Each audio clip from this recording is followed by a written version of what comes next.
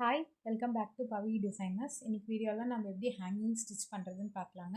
ப்ளவுஸுக்கு எவ்வளோ price fix பண்ணியிருக்கேன், எப்படி ப்ரைஸ் வந்து ஃபிக்ஸ் பண்ணோம் அப்படின்றத இந்த வீடியோட எண்டில் வந்து ஷேர் பண்ணியிருக்கேன். மறக்காமல் ஃபுல்லாக வீடியோ பாருங்கள், ஸ்கிப் பண்ணாதுங்க. நிறைய யூஸ்ஃபுல்லான பிகினர்ஸ்க்கான டிப்ஸ் வந்து நான் இதில் ஷேர் பண்ணியிருக்கேங்க. என்னென்ன மெட்டீரியல்ஸ் யூஸ் பண்ணியிருக்கேன் அப்படின்றதையுமே நான் வந்து இதில் எக்ஸ்பிளைன் பண்ணியிருக்கேன். இந்த ப்ளவுஸ் பார்த்திங்க அப்படின்னா ஒரு என்கேஜ்மெண்ட் ப்ளவுஸுங்க. அவங்க வந்து நெட்டில் தான் அதிகமாக ஒர்க் வேணும் அப்படின்னு சொல்லி கேட்டிருந்தாங்க.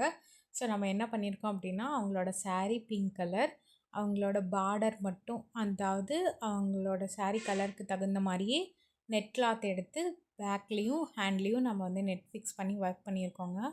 இதில் வந்துட்டு கையிலையும் பேக்லேயும் ஹேங்கிங்ஸ் வந்து வச்சுருக்கோம். ஃபுல்லாக எல்லாமே ப்ளவுஸ் ரெடி பண்ணி முடித்த வாட்டி நம்ம வந்து ஹேங்கிங்ஸ் வச்சுருக்கோங்க.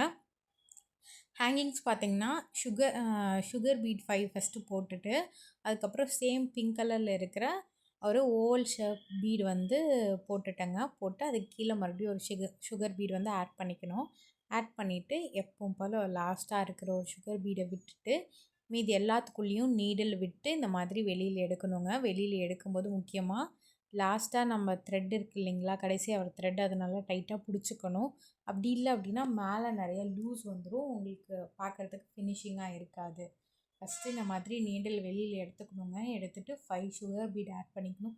உங்களுக்கு லென்த் எவ்வளோ வேணுமோ அவ்வளோ தூரம் நீங்கள் பீட்ஸ் வந்து அதிகமாக ஆட் பண்ணிக்கலாம்.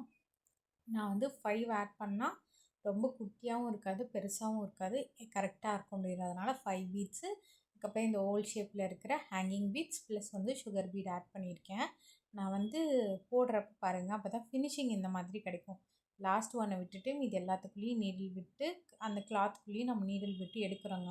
எடுக்கும்போது எக்ஸஸாக த்ரெட் இருக்குது இல்லைங்களா, அதை லைட்டாக இந்த மாதிரி மேலே பார்த்த மாதிரி பிடிச்சிட்டு கீழே இருக்க த்ரெட்டை வந்து நல்லா டைட்டாக இழுக்கணும். நீங்கள் லூஸாக இழுத்துட்டிங்க அப்படின்னா எக்ஸஸான நிறையா த்ரெட்டு வந்து அப்படியே நின்றும். நீங்கள் ஸ்டிச் பண்ணி எல்லாம் முடித்த வாட்டி கஸ்டமர் போடும்போது உங்களுக்கு த்ரெட் தனியாக பீட்ஸ் வந்து தொங்கிட்டு வரும், மேலே எக்ஸஸாக வந்து த்ரெட்டு தெரியுங்க. அதனால தான் வந்து அந்த மாதிரி பண்ணுறதை அவாய்ட் பண்ணிக்கோங்க.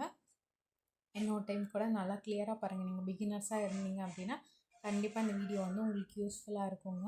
அதே மாதிரி ஒரு ப்ளவுஸ்க்கு ஹேங்கிங் மட்டும் வைக்கணும். இந்த மாதிரி இந்த டிஎம் வந்து நிறைய வருதுங்க.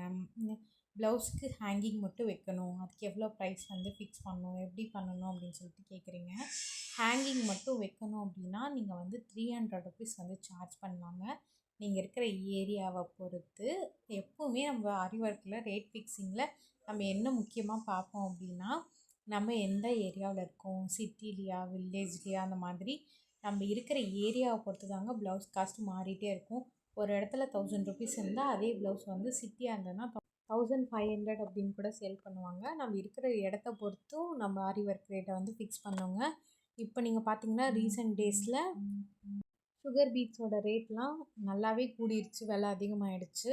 அதனால் அதையும் நம்ம எவ்வளோ யூஸ் பண்ணியிருக்கோம் அப்படின்றத வச்சும் நம்ம கால்குலேட் பண்ணி எவ்வளோ ப்ளவுஸ்க்கு வந்து ப்ரைஸ் ஃபிக்ஸ் பண்ணலாம், அதில் நம்ம என்னென்ன மெட்டீரியல் யூஸ் பண்ணியிருக்கோம், எவ்வளோ இன்ட்ரிகேட்டான ஒர்க்ஸ் பண்ணியிருக்கோம் அப்படின்ற பொறுத்து தாங்க நீங்கள் வந்து ப்ளவுஸோட ரேட்டை வந்து ஃபிக்ஸ் பண்ணணும்.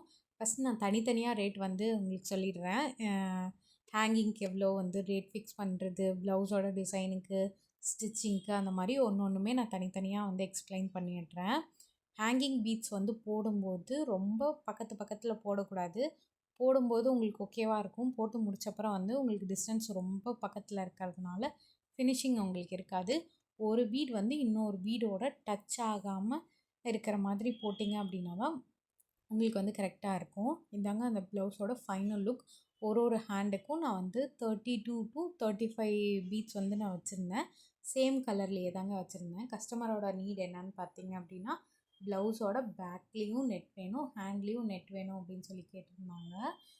நம்ம இந்த டிசைனை வந்து ட்ரா பண்ணி கட் பண்ணி எடுக்கிறதுக்கே வந்து ஹாஃப் அ டே கண்டிப்பாக ஆகுங்க. இந்த பேட்டர்ன் போடுறதுக்கு நம்ம எங்கெங்கெல்லாம் ஒர்க் பண்ணியிருக்கோம் ஹெவி அப்படின்னு பார்த்தீங்கன்னா, ஹேண்டில் பண்ணியிருக்கோங்க. நம்ம வந்து குட்டியான கிளிப் ஸ்டோன் வச்சு தாங்க, ஃப்ரேம் குந்தன் வச்சு தாங்க ஒர்க் பண்ணியிருக்கோம். இந்த சைஸும் மேட்ருங்க. நம்ம இதுவே வந்து பெரிய கிளிப் குந்தன் ஸ்டோன் வச்சு ஒர்க் பண்ணுறோம், ஃப்ரேம் குந்தன் வச்சு ஒர்க் பண்ணுறோம் அப்படின்னா அந்த டிசைன் வந்து கம்மியான இடம் தாங்க பிடிக்கும். இது குட்டி அப்படின்றதுனால நிறையா இடத்துல போடுற மாதிரி இருக்கும்.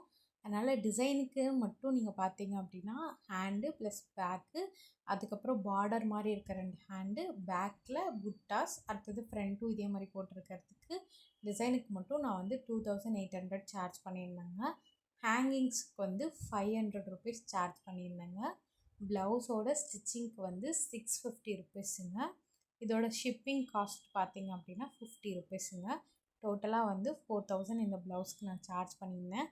நீங்கள் வந்து இந்த ப்ளவுஸ் போட்டிருந்தீங்க அப்படின்னா நீங்கள் எவ்வளோ சார்ஜ் பண்ணியிருக்கீங்க அப்படின்றத மறக்காமல் கமெண்ட்டில் சொல்லுங்கள்.